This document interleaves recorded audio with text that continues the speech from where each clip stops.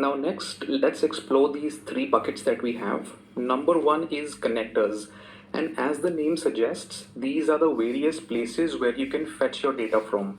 So we have an asset browser, we have Amazon RDS for MySQL, you also have Oracle or PostgreSQL, Amazon Redshift, which is the data warehouse on AWS, any S3 bucket that you want to access.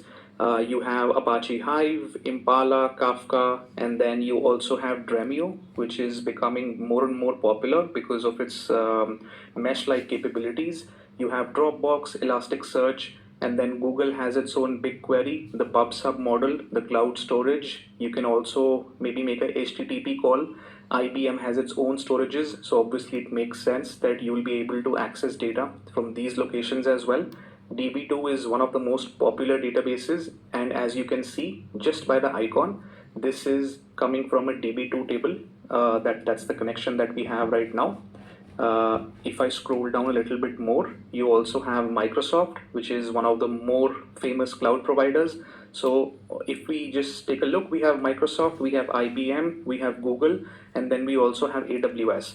So major cloud providers are covered, and that's why it's called a multi-cloud data integration and analytics platform, because it doesn't matter on what cloud your data is stored. You can fetch data from multiple cloud platforms and then process them using IBM Data Stage. So that's pretty cool. And for Microsoft, Azure Databricks, ADLS, Azure Cosmos DB, which is the key value store for NoSQL based data. You have Azure SQL database, and then Microsoft SQL Server. I'm pretty sure every single big organization is using nowadays. So all in all, what this should tell you is that no matter where your data sits, you should be able to get it into IBM Data Stage. And then once you have connected and brought the data in, you can then perform a lot of transformation steps. And as you can see, in order to add a new connector, let's say I have my data in Amazon S3, I just need to drag it into my flow.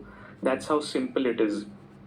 If you were doing this on a coding platform, you would have to use SDKs or libraries and whatnot and write a lot of code even just to accomplish this one single step. But you can see how easily I drag that into the canvas, and now I can go ahead and fetch data by specifying my S3 details.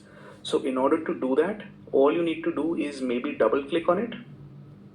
It's loading that. And then you can go ahead and then view the connections. You can browse the connection. You can give an endpoint URL for your S3 bucket. And as long as it's accessible and you've set the correct permissions and inbound and outbound rules for your S3 bucket, we should be able to specify that, the region, and then choose the authentication method. And once you authenticate yourself, you should be able to get any file that you want from your S3 bucket. And similarly, for anything else, let's say we have a Microsoft SQL Server, no code is needed. I can just click maybe these dots over here, click on open. So this time I did not double click. And then again, you need to give your host name, the port, what database you want to connect to, and then instance name and other kinds of stuff. So authentication, obviously, you need to know the credentials and be able to connect to that.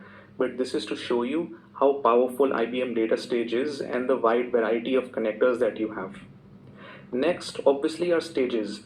And as you can guess, these are the different steps and transformations that we'll perform on top of the data that we're getting from multiple sources, because it's entirely possible that the data is not clean, it's in a raw format, and then we may even want to join data sets from multiple sources, clean it, and then perform some business logic on top of it, and eventually load it to multiple places. So in this example, we are loading it just to a sequential file, but we can also load it to an SQL server or multiple other cloud storages, completely up to us. So the sky is the limit here. And then quality stages are completely separate from normal stages, because these will help you assess the quality of data that you're getting in before you can apply any major transformation logic on top of it. So this will help you first assess your data, and once you have a good enough idea of it, you can go ahead and apply your transformation steps. So this is the high level segregation that IBM Data Stage has done for the different tools that it has within this Canvas flow.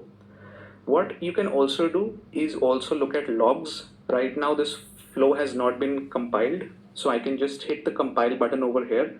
It will first save my flow and then start compiling it. And then any problems and logs that are generated, I can access the raw logs at any time by clicking over here. And once they're generated, I can even go ahead and download it. So it's straight away told me that the compilation has failed because it's completely empty. I have not specified any S3 string or any kind of credentials, and same for Microsoft SQL Server. So it's showing you that we have two problems right now. One is right over here, and see as I'm clicking it, how it's navigating the canvas to draw my attention to that particular tool, right? So for now, what I'll do is delete this and delete this, which are causing problems, and then let me just hit compile once again. You can see that my flow is now being saved again, and once that completes, it will start the compilation process, which it has now, and then any problems and logs that you can see are being generated over here. So you can look at any logs, any problems, and then if you want to even download it or copy it, you have these two little buttons over here to do that. So that's pretty cool. And then run metrics. Once we'll run the flow, we'll go through that, but you can view all of the run metrics, which is separate from compiled. So compile, and then we will run it, right? So just to make sure that this flow is working well, there are no errors, we can compile it and then run it, okay? And then right now, as you can see that the flow is going from left to right or basically horizontally. But if you are somebody who likes to visualize things from a top-down approach, you like the vertical way more, you can just simply click this button right here. Right now it's arranged horizontally pretty cleanly. Let me hit that, and now it's arranged vertically for you. So I prefer horizontal because I don't want to scroll from top to bottom. This gives me a little bit of extra real estate on my screen to view the flow. So I'm just going to stick with